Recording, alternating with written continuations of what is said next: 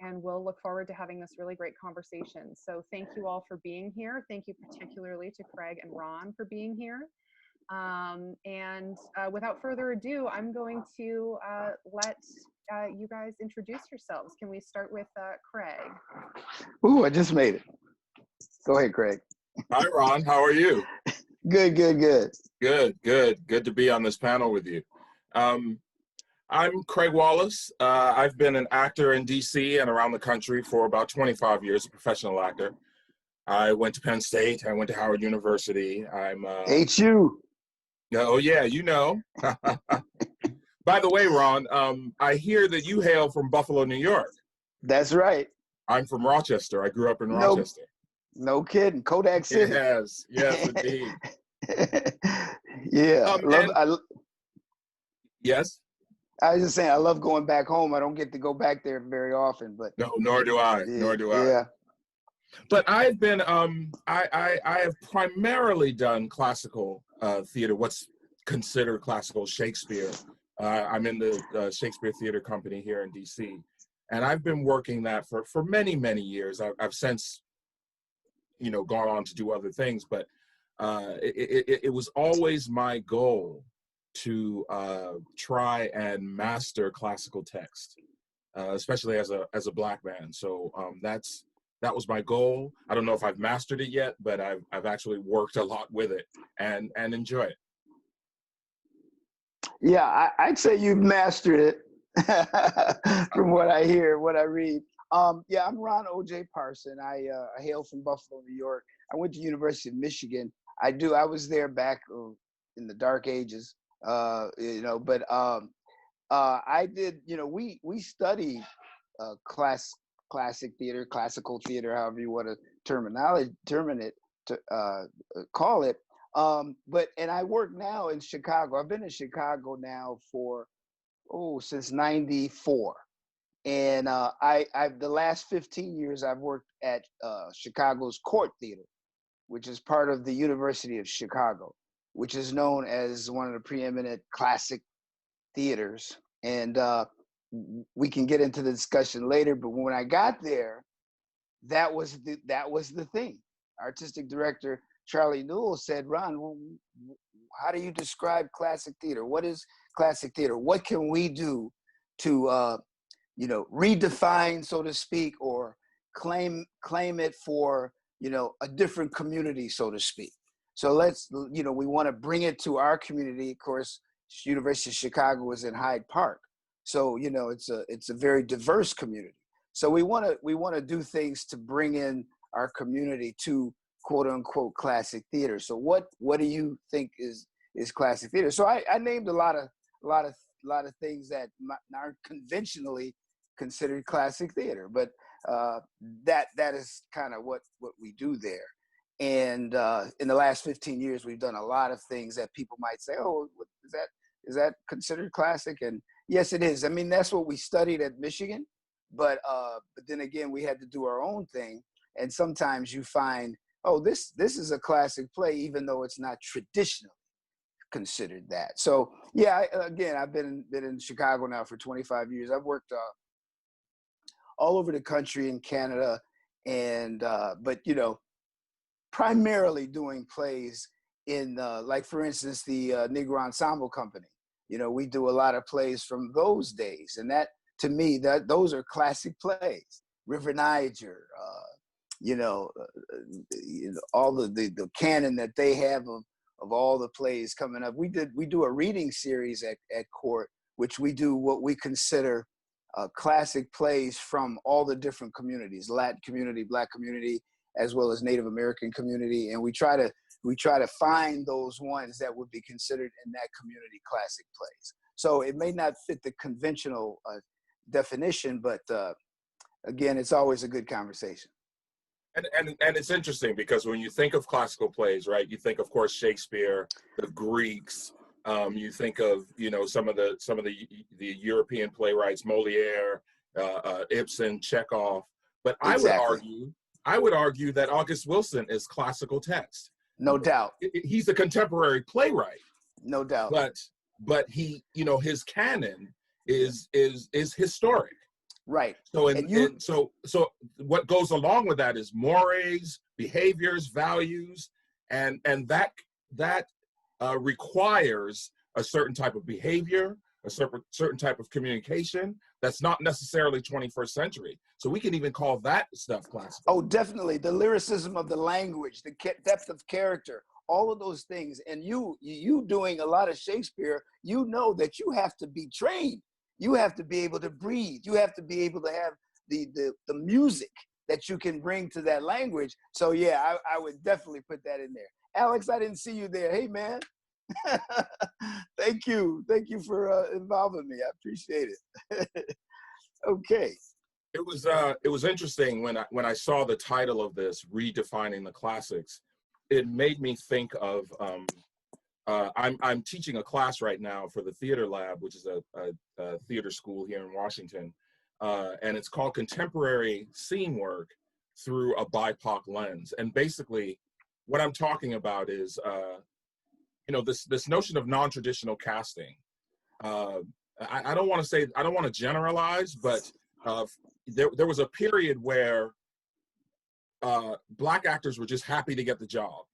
So suddenly we found ourselves in our town, or we found ourselves in, like I played Willie in Death of a Salesman recently, and we find ourselves in these Shakespeare plays, but we don't, these plays are about white people essentially, and oftentimes producers and directors, not all the time, and Ron, you can speak to this because you're a director. I'm primarily an actor, but a lot of times we'd find ourselves in these plays about white people with no way in, because we weren't discussing what it's like for a Black person to be in Grover's Corner. That is so important. In fact, a lot of times, unless you have a conscientious director who is taking that into account, when you're in these plays, you have to recognize that. That's why I don't say I catch a lot of flag, but I don't really believe in blind casting. I believe in non-traditional casting, which I separate the two, because I think blind casting is just, like you say, just plugging a Black person in this play about a white culture and not dealing with the fact that if you are a person of color in that culture, things are going to be different. And you have to, as an actor, you want to find that, like you say, you want to weigh in. And I give the example of Death of a Salesman. I've seen Black productions of that and this and that, and I've seen people with blind casting, we're just putting people anywhere. But being a salesman, and I just on a real level, because I was a door-to-door salesman for years. I sold cable television before it was, popular back in the 70s. I tell some of these kids now, yeah, I sold cable TV. They had cable TV back then. Yes, they had cable TV back then. It wasn't the same. But anyway, my point with that is, if you're a Black man going door to door selling anything, you're catching even more hell. I used to be in Dearborn, which is outside of Detroit, and I would walk up the block and see the curtains shutting to not let me even come to the door. So then, of course, getting to the door slammed in my face. So those things, if you're directing a play like that, you have, even more things to latch onto as far as what it's doing to your mental state, what it's doing to your confidence, what's it doing to you as a person. So I think I find, finding the right projects to plug different people, different cultures into makes more sense to me than just plugging in a Black person in this play, and just saying, okay, let's do the play. I give you another example. I don't want to take too much of the conversation, but I get to roll and get to talking, But, we did a play at Core Theater when I first got there, because again, Charlie had said, well, what can we do to incorporate the community? And I said, well, we can do a play. And I was always into the genre of suspense. So I said, how about Wait Until Dark, right? Everybody knows Wait Until Dark. It was a play first. Some people don't know that. But I said, hey, it's Greenwich Village. It's 1965. That was a very diverse community. I grew up in Buffalo, but my cousins and my family were in New York City. So they used to take me to New York City and hang around in the village. My cousin was a hippie, so he took me to places, the Cafe Wa and stuff. I wasn't even supposed to be there. But Wait Until Dark, for instance, being that way, we cast an Asian woman as the blind lady. Her husband was a black man. The cops, one was white, one was black. The girl upstairs was Latina. So it was able to make sense with non-traditional casting. Now, a lot of these plays, when they're written, these people are writing them, they're not thinking diversity. They're thinking, when they wrote them, we're just writing about like what they need. But in today's world, being able, that's why when people say, how are you going to reimagine this play? Well, it's reimagining it to a sense, but in reality, it's making it real. It's making it authentic to ways we were living in Greenwich Village. If anybody's been to Greenwich Village, in the years coming up, it was a very diverse community. So those kind of things make sense to me, because then in rehearsal, you can talk about it. And I tell you, there's a program in Chicago called the Inclusion Project. And a young lady named Joy Gavino played the blind woman in Wait Until Dark, right? She's Filipino. And it got a whole new audience. And a couple of times I'd be standing in the back of the theater and I'd say, so why did you come to see the play? Oh, you got a Filipino playing the lead. That's why I'm here. Because it was usually a lot of Asian community came to see the play. And I said, that's what it's supposed to do. That's what non-traditional casting can do, because it can make people relate to what they see on stage in a real way. Sometimes you get people coming to plays, like you said, Craig, that they're based in traditionally white plays, and people can't relate to the characters. So, but when you mix it up and make sense with it, I always say that. And I'm not saying there's not exceptions to that, of course. Like you say, we want to do the classics, quote unquote classics, and Shakespeare and things like that for sure. But then when it's a conscientious direction of the play, it even makes it deeper. One last play, I did Pinter's play, The Caretaker, and we had an open audition, and everybody came in, and I didn't go into it thinking, oh, we're gonna do this black or we're gonna do this. I just wanted everybody to come and audition. Let's see what we get. And we got two Asian guys that came in. Great job. They just blew it away. So it made the play even deeper. And then when dramaturgically you go back to, we did a little history. In England in that time, there was a Muslim revolt going on. So it played well in current times. And of course, Pinter was very progressive. So I think, some people were like, hey, man, he would love this play. But again, when they write those plays, they're writing them in their time, and you don't get the diversity there because they're not thinking that way. Sorry, I ran on like that. No, that was great. That was great. So, the other thing is that, speaking of the classics, like, we want these plays to endure. And right. One of the reasons they endure is because of their themes. I say the plays are about white people. We say Shakespeare is about white people, but the reason why Shakespeare exists 400 years later, because it transcends that. The human condition. That's exactly right. And yet, as we move forward, the We See You movement in relation to white theater is demanding. Do we all know what the We See You movement is in relation to white theater? I'm not certain that everyone on our team will know. Will know that, yeah. Okay. So just briefly, if you don't know, it's a movement, and it started with a document that was signed by, I want to say like 300 theater artists of color. And it's a list of demands to white theaters about how they want to be treated in relation to working in the white theater world, the white theater establishment. And so, and part of that is inclusion. So as we work toward that, it's not enough anymore just to plug us into these roles. We really do have to explore, what does it mean to have this person in this role? The text doesn't need to change. The text doesn't need to change. I'm not asking actually, for the play to cater to the person. What I'm saying is that if we take the time to actually have those discussions, then the play becomes richer. because I have students now that are telling me that they were in these plays about essentially about white people, but didn't know that they could bring themselves to it. What they wanted to do is act what they thought Emily from Our Town was, and not use their own impulses or their own experiences. You know, when in Much Ado About Nothing, if there's a white Leonardo and a black Hero, and Leonardo says to Hero, if I find you're not telling me the truth, I'm gonna kill you. I think there needs to be a conversation in the rehearsal room about that. Because just having that conversation, right? I mean, there's so many things you can talk about.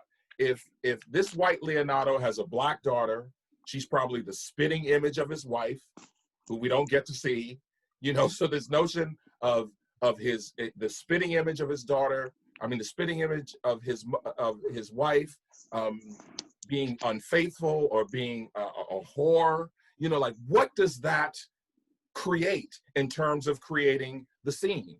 The dialogue doesn't have to change, but just that resonance, just that extra mile in rehearsal will create, I think, a spark that resonates for the audience.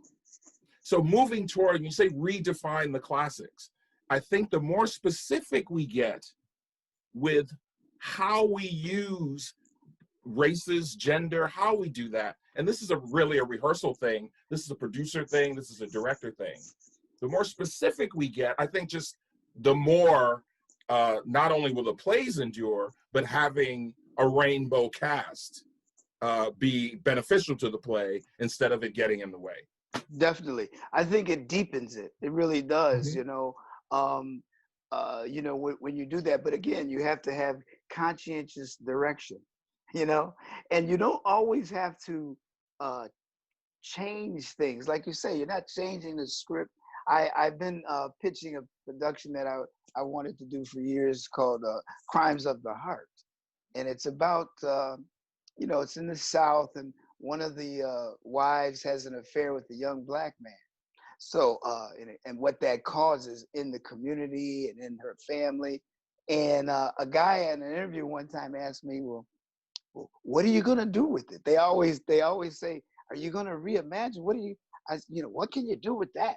And I said, well, I can direct the play, you know, and do the play. But again, maybe there's some different visions or things that come into it, because I'm looking at it from a different angle, not necessarily changing anything, but maybe even though the young black man is just kind of talked about, but maybe we deal with what that does in a white community that a white director might not see the same thing, the bigotry exactly and right. the racism and all that. So I can give some of those actors different things that they didn't even know their racism was going to bring out. But because being a black man who's confronted by racism a lot, you know, I can give a sense of what the other side of that is like. And since the movement has happened, it's brought about a lot of, you know, recognition from theaters of, wow, I didn't even realize I was doing that or thinking that way or feeling that way, you know. And granted, everybody's not agreeing with everything in that document. You know, right. There's differences of opinion. Like I personally feel that a lot of focus needs to be on, let's put some of that effort into having our own theaters to tell our own stories and not have to go to the quote unquote white theaters to have those stories told. Because even then you tell your own stories different. A Jewish community theater is going to tell a Jewish story a little different than, you know, a regular theater, because they might look at things a little differently. I agree with that. I did a play at a Spanish theater in the west side of Chicago, Aguijón Theater. And all their plays are in Spanish. But I came in to do this play and brought it different because it had black, white, Latin, and it had all kinds of Short Eyes. I know, you probably know Short Eyes, a prison drama. And over there, it had a whole different effect than it would have at the Goodman or Steppenwolf or something, because it was in the community. You know, so things like that are very important. Another thought that you had said before about the universality of classic plays, Fences, for instance. I did Fences at court. I've done a lot of August Wilson. I know over the years since the late '80s, but we did a production of Fences, and there was a Chinese couple that came up to me after the play and said, "That's my family. That's my father. That's my son." You know, and I said, "Yeah," you know, and she was like, "She got it." You know, even though it's this Black family, she related to that relationship between her husband and her son. You know, so it didn't matter what race they were. Now, granted, some of them are, you know, very specific, but a lot of plays are very specific about a specific culture. And, you know, you just have to recognize that, again, in the rehearsal room. Some things about the story might change, but I always say that it's going to be deeper, because it's going to make you think more about that culture and about that character. And hopefully what I like to do when I direct plays too is have people so enthralled with the story, however it's told, that they want to go to the library. Of course, now they go to Google. But back in the day, it was like, I hope they go to the library and look up some information about these things. You know, it's so easy now to Google stuff that, you know, young people, what is the library? They're not even at the library, but you know what I mean? So I just like to do that. I like to have people, I always say, educate and entertain, you know? And sometimes when you're entertained the right way, you're educating as well. So it makes a difference. Mm-hmm. It's interesting too, that Ron and I are talking sort of amongst, we're like professionals talking about, you know, how we can improve working, you know, people of color working in the classics. But for those of you who are audience members, it helps you as well, because suddenly, if we do that deepening work, then suddenly it'll make sense to you in ways that when you walked in, it may not have made sense that Emily from, I keep using Emily from our town, Grover's Corners. Well, you know, because I was in a multiracial production of Our Town, and there were members of my cast that didn't understand what the bean picking scene was about, or what, you know, coming home from the choir was about, like what, you know, what that dynamic was. And of course, while it's specific to Grover's Corners, the heart of what is happening in Our Town is universal. But we missed a step in having that conversation. And what I'm saying is, if we had had that conversation, then people seeing Grover's Corners will see that richer, deeper Grover's Corners, and then the theme and the humanity and the universality of it can rise to the top. It's the same thing with Shakespeare. You know, I became most successful with Shakespeare when I saw my characters through my own lens. Mm-hmm. So if I'm the Duke of Buckingham, I'm the Black Duke of Buckingham. You know, I'm not the Duke of Buckingham. See, right there, that's a trap, because the Duke of Buckingham suggests a whole lot of things, a whole lot of, you know, that's history, that's European history, that's what do I want to say? Not, you know, the succession of dukes and earls and all of that stuff. But the truth is, he's a human being, and there's something that he wants. You know, he gets in bed with Richard III because he's ambitious and he wants power. So when I look at it through that lens, then it's easier for me to play that, as opposed to playing the Duke. Mm-hmm. So often the trap was, certainly in the 90s, like my professional career as a Shakespearean, as an actor who did Shakespeare, right, was basically coming up through the 90s. And, you know, it was just like, you're going to get to play this. Isn't that great? And then, you know, the play goes on, and I'd be sitting in table work, which is the sort of the first week of the play, where you read through as a group and you work out any textual problems or understandings or things like that. And I listen to people talk about the history And then I watch people nod their heads. Oh yeah, oh yeah. I didn't know anything about that stuff. So I found myself playing the history of what they were talking about instead of playing the character and what the character wants. And you know, I tell my students this all the time, especially about Shakespeare. Shakespeare, okay, kings and queens and all of that stuff. No, these are people who love, hate, lust. They're greedy. I mean, that's who these people are. Right. You know, we can always find that, and then the play comes alive. Exactly. You know, we can always be on the surface of a character. And in fact, a lot of times you see Shakespeare, and it is that. It's people on the surface of the character because they're doing just what you said. They're thinking of, oh, I'm a king or I'm a queen, but I'm not a human being, which that's where the real character comes in. That's why I say about depth of character of August Wilson plays, for instance. You know, there's a lot of depth of character, but there's the same depth of character in Shakespeare, but you have to find it. And that's what I mean about, you know, and it's there. You know, I mean, of course, it's Shakespeare, like you said, it's lasted over 400 years.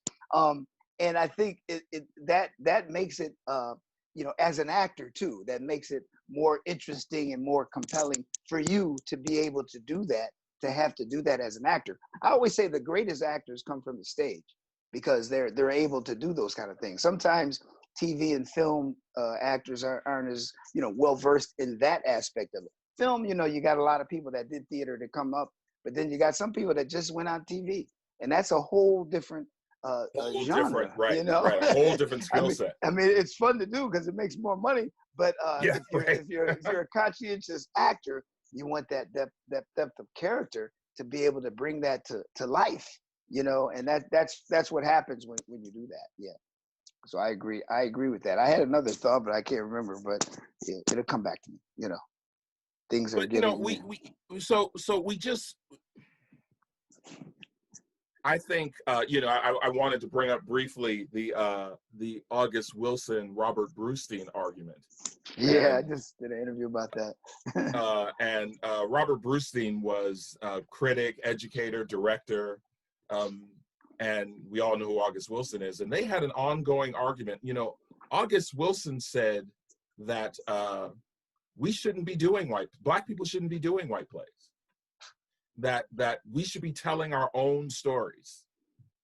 And Brustein, of course, was on the other end of that, saying, no, you know, it should open up. There should totally be non-traditional casting. What I don't know is, how far did Brustein take that? Was it just enough to say, let's have everybody play all the roles? Because see, I would argue that that's not enough. Because I think that was the trap that we had fallen into, where we find ourselves going, well, I'm playing Willie Loman, but I'm going to play Willie Loman like I think Willie Loman is, instead of bringing Willie Loman from who I am. Mm-hmm. And of course, August would say, you don't need to play Willie Loman. I've got Troy. You know, play Troy. And I don't necessarily agree with that, because great art is great art, and I want to play it all. Yeah, you know, and that's a discussion that comes. I have a good friend, Alan Gilmore. He's done. Oh my God! I just texted Alan Gilmore. Just texted me 15 minutes ago. He said, "I love him." Are you kidding me? I just text him to see if he can get on this, listen to what we're talking about. Oh my goodness! Because I forgot. Yeah, hopefully he'll get back to me and he'll get it, because he'll see your picture on there. But but we've had this conversation before, and he's an actor who does the classics, like you said, mm-hmm. Classically trained or whatever. But he found a lot of resistance in Black directors that want to say, "Oh, well, you do that stuff, you can't do this stuff." And I, you know, even though he says I didn't do it right away, but I said, "No, Alan, I want you in my plays too, because I want that actor. I don't want just somebody that does this or that." And finally, you know, now we work together. We just did a production of Radio Golf a little while back, and he was brilliant. You know, so you can bring all that to, you know, your training. That's what I mean about, you know, doing some of the classics, the traditional classics, help you become a better actor, because you have to breathe the proper way, you have to walk the proper way, you have to do things that you can incorporate in any production that you're doing. So if you have to be in play Troy, or you have to play King Lear or something, you can use all the things that you have learned as an actor. And this is what I was thinking about a minute ago, is that in academia, I think that's where I think that you really are able to do that, because in school you can have, you can be a Black actor and you can play, do some scene work with anything, and even white actors can do scene work with Fences or Dutchman, or No Place to Be Somebody, or things like that. So they learn about the other culture. Now granted, in the real world, in the business of this thing we do, you're not probably going to get a lot of roles that way on both sides.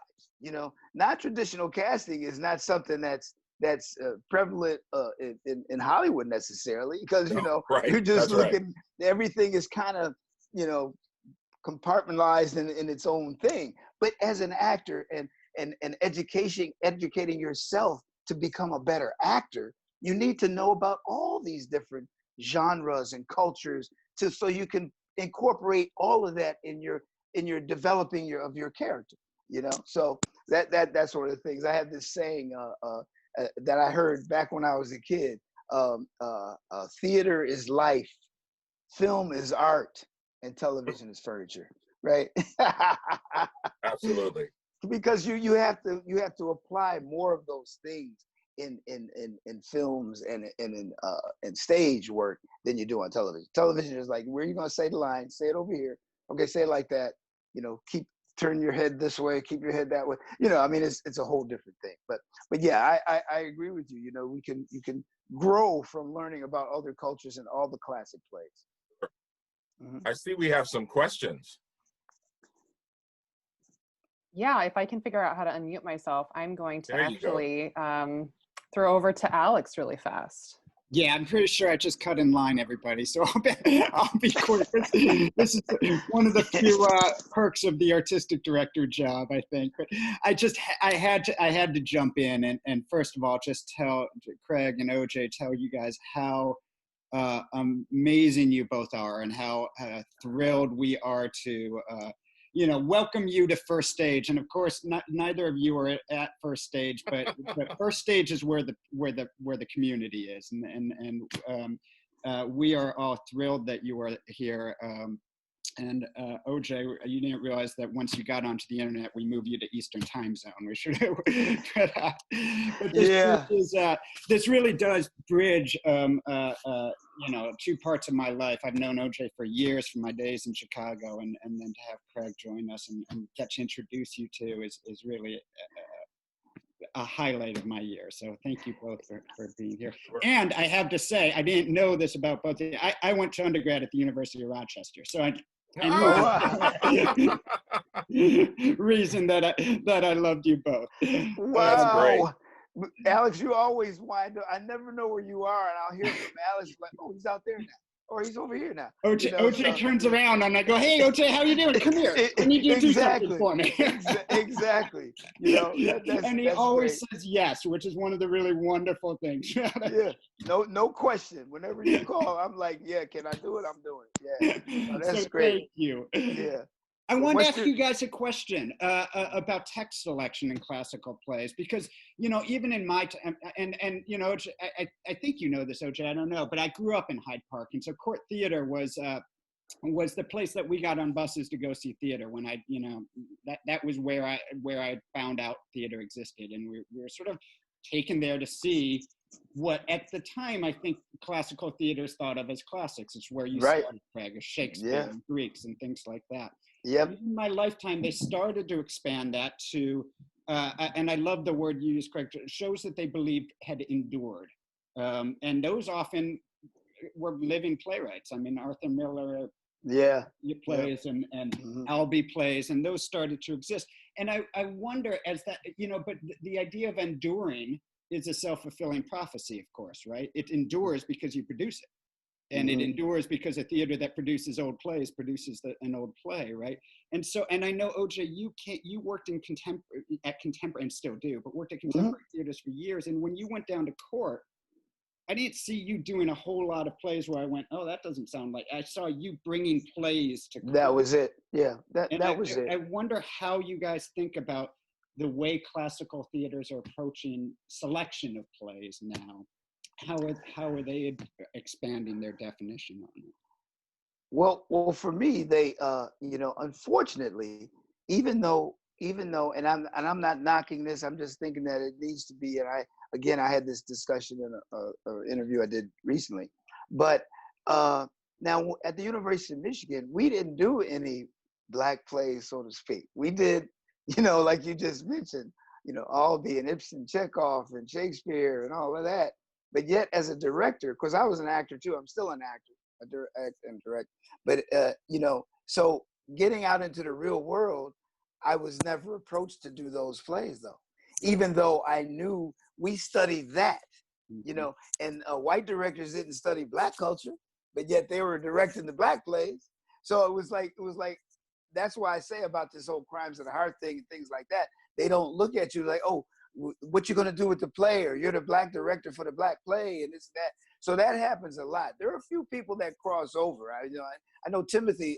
Everybody knows Timothy Douglas. I imagine he directs anything, everywhere, and it's great. That's the whole point. That's how it should be, because we learn how to direct plays. And so I got caught up. Now I don't say caught up, because you're right, Alex. I did work a lot. I come up with what I call guerrilla theater. And that is, just by the bootstraps. You're just going to do a play. We don't have any money. When I was at the University of Michigan, we used to do plays with $5. We had enough money to make some flyers. And then we'd go in a coffee house and say, hey, can we use the back corner to do this play? We did Dutchman in Ann Arbor, in a coffee house, and people were coming to get their coffee. Then they hear us talking and they come and sit down and watch it. So that's the kind of thing. But, so I'm just saying that, it was a different thing. When Charlie brought me in, though, it was for fences. And it was like, that was a new thing for the theater, because you're right, Nick Ruddle and those guys, they were doing the classics and doing them great, well. And so, it did bring a new outlook to, that's why I say, he said, how can we redefine classic? What is a classic? So now court is not looked at just like when you were growing up, Alex, as, oh, this class, I'm only going to see, the Greek tragedies there. It's like, oh, I want to see these. I'm going to see this Black classic, or I'm going to see a Latin play that might be considered a classic. So it just opens it up. I mean, we progress in time and things change. And that's how it's evolving now, especially with this new movement that's happening. People are reimagining what they can do. So the text that they're reading, the plays that they're reading, they might look at something that was considered obscure.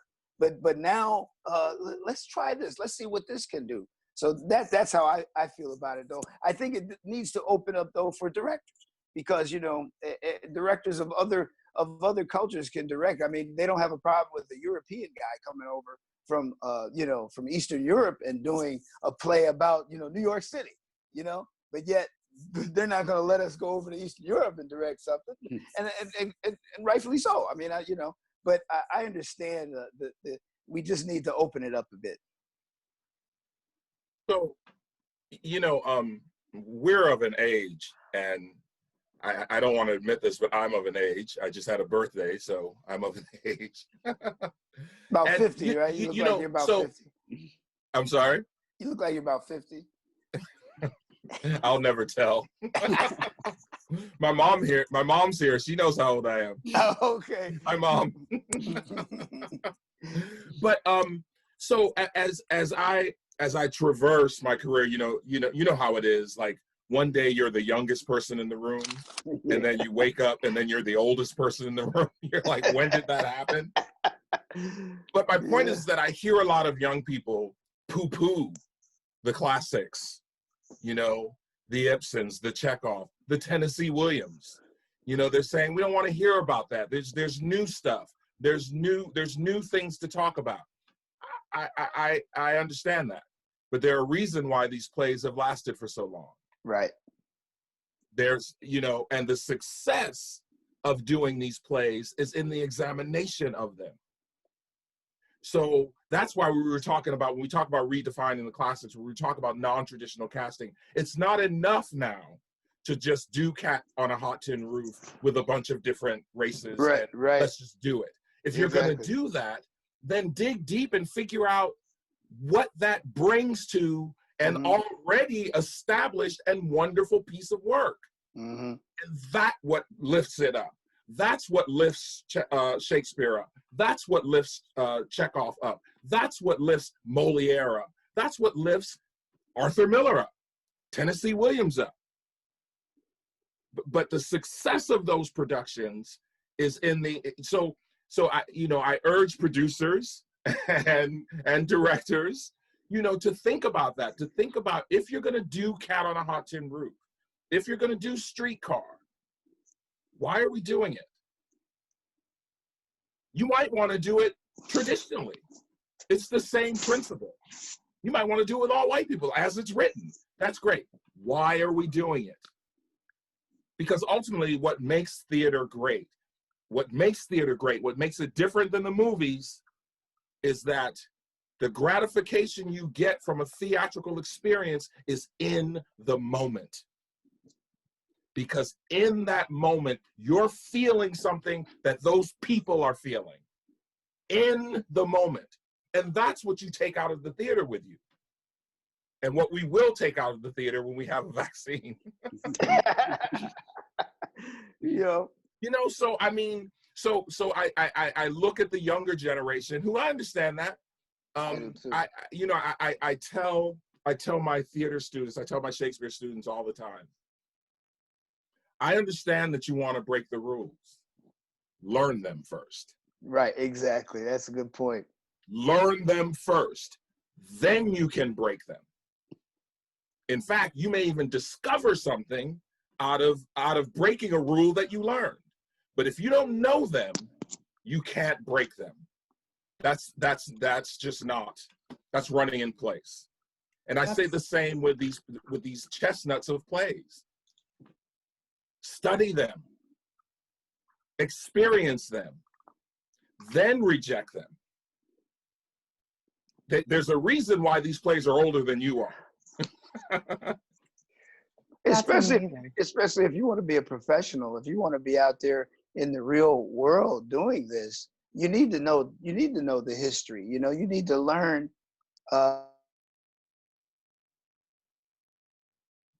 Oh, did he freeze? Oh, no. I just lost him. Oh, we'll try to get him back here. Is that me? There you go. Yeah, you froze just a second, but you're here now. Yes, thank you. Okay. Well, I was saying something interesting too. I can't remember what it was, but no, I got it. What I was saying is, I went to see a band. Going back to what you're saying about know where it came from to be able to do what you do and come up with some new ideas, but still knowing from the am I still there? Yeah. Knowing from the history. I went to see a band play, I was going to say, and they were playing, some jazz and some, hip, and they asked anybody did they want to hear something. And I said, of course, being in Chicago, I said, hey, can you do some Muddy Waters? You do some blues. And one of the musicians said, oh man, we don't do that stuff. We don't like that. And I said, do you know that what you're playing started with that? So you're playing it empty if you don't study the history of where the music came from, because that a lot of those riffs and chord changes and stuff, that's blues, man. They used to knock Jimi Hendrix and say, oh, Jimi Hendrix, he rock and roll. I don't listen to him. He's a blues dude, man. He come out the blues. So, I'm saying that to say that the same thing what you're saying, Craig. Know the history, and a lot of times I catch that too. Oh, I don't want to see them slave plays, or I don't want to see none of that stuff. Well, again, it's the history. Knowing the history is going to help you be a better contemporary actor, because you got the same way when we, I always try to bring the ancestors in my rehearsal hall.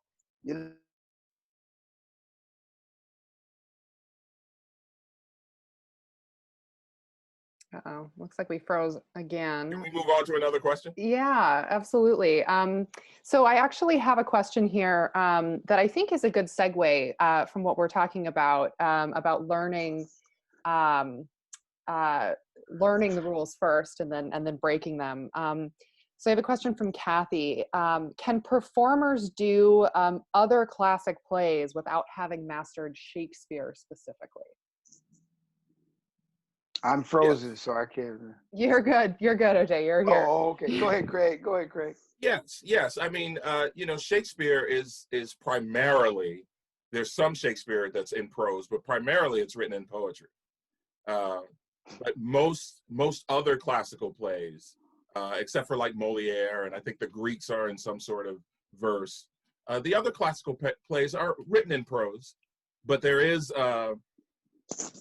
I think the distinction is in the world of the play and the behavior of the play and the cultural mores of the play often suggest how the dialogue is being rendered. Ron? Oh, well, am I there? Okay. Yep. Okay.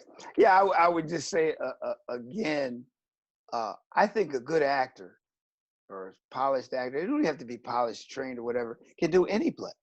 You know, that's how I look at it. It just makes you more well versed in every genre, but you actually want to be able to do any play. Like the example I gave about Alan, where people were resisting. Oh, he's trained as a Shakespeare or this classic. He can't do August Wilson. You know, he can't do a street urban social urban play. But a good actor can do any play, in my opinion. You know, so I think I guess yes would be what I heard of the question. Yeah, That's great. Thank you very much. So I have a couple of people. I'm going to try to fold a couple of questions that are kind of similar together. About current writers. We've been talking a lot during this conversation, and I'm finding it so fascinating about how sort of the human experience is this through line from classic to now.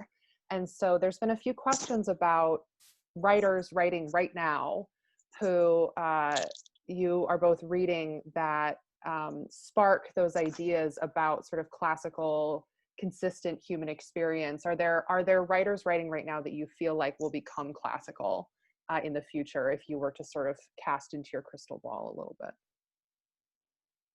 Wow, that's interesting. Craig, do you want to respond No, first? please. Well, you know, sometimes I have to think about it. I'm working on a new play now called Relentless by she's a woman. She's an actress and a playwright, and I've been trying to push her plays for a while. And this play Relentless is taking place in 1919, which when the pandemic was going on, which when she wrote it there was no pandemic. So and it's dealing with the Black Victorians, and it's an era and a period that a lot of people don't know, that Black people there was affluent societies and this and that of Black people. And so I think with her writing and the way it's written and the way it sounds, I think it could be in that period play that has, you know, life, you know, because again, 1919, here we are in 2019, 2020, and some of the issues that are in that play are still issues that we're fighting today, you know, which ironically 100 years later, and it happens to be during a pandemic. And during, you know, the riots, I don't know if people know about the riots in 1919 that started in Chicago, spread across the country. Some young Black men were swimming in Lake Michigan, and the white people in the neighborhood didn't appreciate it, and stoned him, killed a young man. And it caused a riot across the country. Now, when she wrote the play, of course, wasn't thinking about what we're going through now, and now it's happening. So those kind of plays, I think those kind of plays that carry, you know, the subject matters are very relevant, you know, because like, again, like what we said about Shakespeare, some of those subjects in those plays, you know, greed and you know, murder and, you know, jealousy, that stuff is gonna always be here, you know. Unfortunately, racism is still here, so I think those are the ones that last, the ones that are about the human condition, like you said, Craig, that can carry over. As far as writers, her name is Tyler Abercrombie, but there's a play I did, a guy named Lee Colston, The First Deep Breath. I did a reading of it. That play, has kind of everything in it, but it's a play again that, those kind of plays and subjects. Right in this day and age, though, a lot of good writers like that, good plays like that, they go to television and they get on television and they become TV writers. Dominique Morisseau, Katori Hall, those are people, that I've directed their plays, and they last. I always feel like if somebody asks me, is there any play you want to do? I think about those quote unquote writers that I know will be considered a classic, and it's great writing. So, you always want to do that. And I think those are the ones, if it's great writing, it's going to last. I do believe. And of course, time is the only thing that will tell that, for real. That's true. Yep. I find a lot of the current plays, while they're good plays, I find them topical. And what I mean by that is this play that you were describing, Ron, seems epic. And what I mean by epic is that the themes are epic. So in other words, a play about what's happening right now is visceral and it's moving and it's amazing, but does it go beyond 2020? Does it go, and exactly. Once again, that's not to say the plays weren't good. I'm just saying that I'm noticing a lot of the younger playwrights now, are writing about what they know, what they're feeling, things that are happening right now. And I'm looking, the plays that I think will endure are the plays that are richer than that, richer than the immediate moment, and really represents a greater theme. Right. And that's why I say that the play about the Black Victorians is an era that a lot of people don't know about. So once that play hits, people are going to like, oh, I didn't really know that. In fact, the story behind how she wrote the play is she was an actress and she was being costumed for a show, and she was looking at the next play at the theater and had Victorian costumes and stuff. And she was like, oh yeah, I love wearing those. I would love to do a play, so and so and so. And the costume designer said, or wardrobe person said, oh, but you guys weren't around then. And she said, are you crazy? Where do you think we were in World War I? Where do you think we were in history? We've been here longer than you. So anyway, it got her incensed. And she said, I'm going to write a play and I'm going to show these people. And in the play, we're naming real people, Mary Turner is talked about. I don't know if people know who Mary Turner was. She was a woman who was lynched. Her husband was lynched and she was lynched, and they cut the baby out of her. And she's an artist, a friend, a person that I read about, Meta Warwick Fuller created this great statue of her. And so in the play, we're dealing with a lot of these incidents, but it's also we're dealing with their life in being the Black Victorian. So things are talked about and discussed in the play about just like today.